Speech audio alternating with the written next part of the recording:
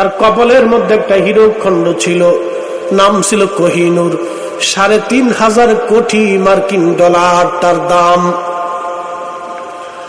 বাংলাদেশের টাকা ভাঙ্গাইয়া ১,০০০ টাকার নোট দিয়ে বস্তা বাইন্ধে যদি আপনাদের মাথায় দিয়ে দেওয়া হয়, নিয়ে সারতে পারবেন না, এত টাকা দাম।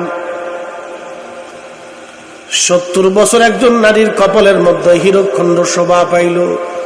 সে যখন মারা গেছে, বোন শুনিয়া যাও, কবর তারে খাতির করে নাই। কি কথা কন না কেন, ঠিক কিনা? এ নারী ছিল খ্রিস্টান, আল্লাহ খুদা মানত না,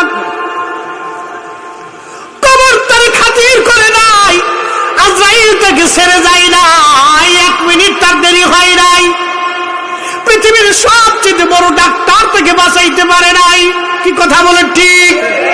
পৃথিবীর সবচেয়ে বড় হসপিটাল থেকে বাঁচাইতে পারে নাই। পৃথিবীর দামি দামি খাবার তার যৌবন ফিরাইতে পারে নাই। পৃথিবীর দামি দামি বিছানা তার জীবন আর ফিরাই দিতে পারে নাই। ভাই বন্ধু আপনজনা, সঙ্গে তোমার কেউ যাবে না রে।